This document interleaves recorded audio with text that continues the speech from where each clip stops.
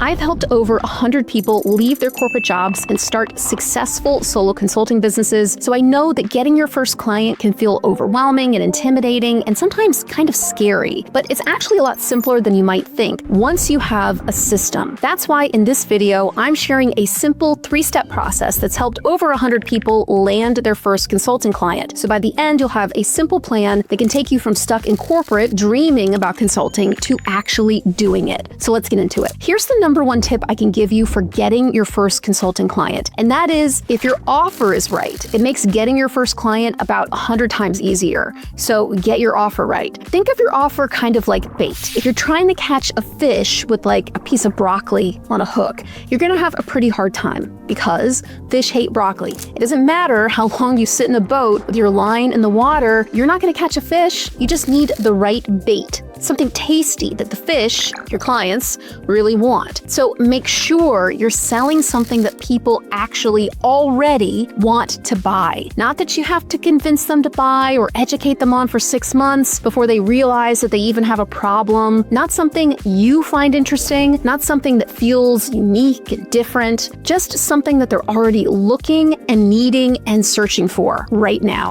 This might sound like obvious advice, but you'd be surprised how often really smart, capable people overthink this exact step and then end up trying to sell an offer that nobody's really looking to buy, which is a problem. Instead, just stop, take a few simple steps to validate that there's existing demand in the market for what you're offering and how you're packaging it. And this process of creating an offer that people already want to buy and then validating it with real potential buyers is what I call a demand-first offer. And it's what I help my coaching and group program clients to do every single day. Despite what internet marketing gurus will tell you, you cannot create demand out of thin air by like stacking a bunch of free bonuses or sending 6 emails a day. That's just a work of fiction that they make up so you buy their book or hire them or whatever. You can really only harvest demand that already exists. And how do you harvest demand? Well, with a very specific, pointy offer that's designed to solve someone's urgent problem. If you want to know how to create what I call a demand-first offer, be sure to check out the link in the pinned comment below because I run a live monthly 90-minute workshop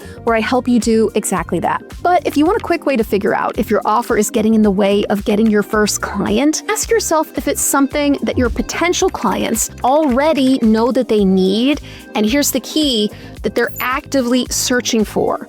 And when you have that, the next step to getting your first client becomes really simple and much, much easier. Okay, step 2 is where a lot of new solo consultants make some common mistakes. When looking for their first client, their first instinct is usually to go outside of their network and look for that person. And there's a few psychological reasons why this happens. Mainly, new consultants are just a little bit self-conscious. Maybe they don't want to burn their network or their social connections by selling to people, or maybe they just don't feel ready to put themselves out there to their friends and professional colleagues and potentially embarrass themselves, at least in their own minds. For whatever reason, most people tend to ignore the best buyers, the ones that are sitting almost directly in front of them, and the ones who already know, like, and trust them. Because for most solo consultants, your first client is not going to be some kind of complete stranger that you DM on LinkedIn or send a cold email to. It's going to be someone who knows you and, most importantly,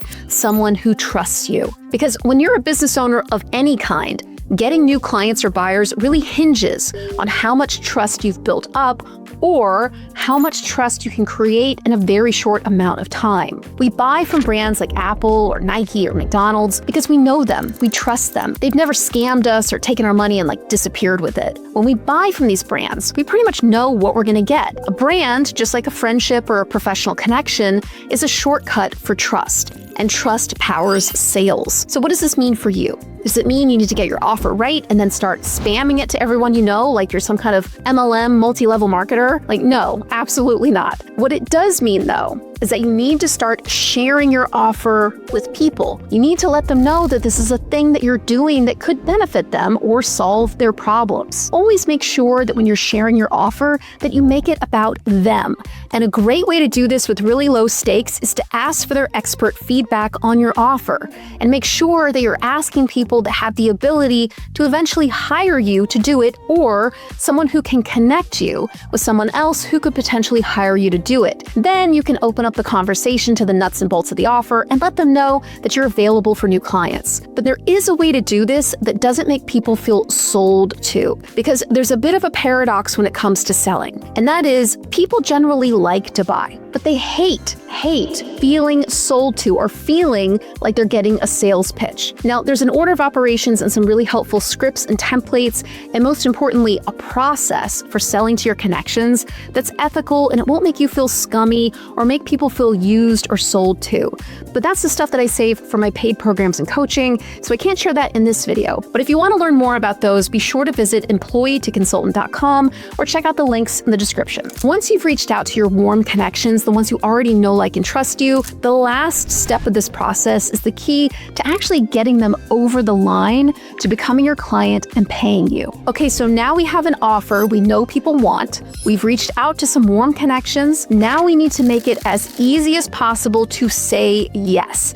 Now, that does not mean underpricing yourself or throwing a bunch of Hormozy-style bonuses in, both of which will send invisible psychological signals that are, frankly, very low status and can make people look kind of desperate. Now, that might be good for some other kinds of businesses, but a solo consulting business built on years of professional experience is not the same thing as some 22-year-old trying to sell an AI course or something. What making it as easy as possible to say yes actually means for experienced professionals who are starting a solo consulting journey is that you have to ignore your instinct to slow down the process with too much stuff at this stage. Remember, this is your very first client. You just need to get the project over the line. You need proof that people will pay for this offer so you get validated direction on what to do next. So don't stay up all night creating a complicated proposal or a 30-slide PowerPoint deck, or draw out the sales process by continuing to book in strategy calls and discovery calls and scoping calls before the contract is signed. You don't need anything fancy to seal the deal on your very first client.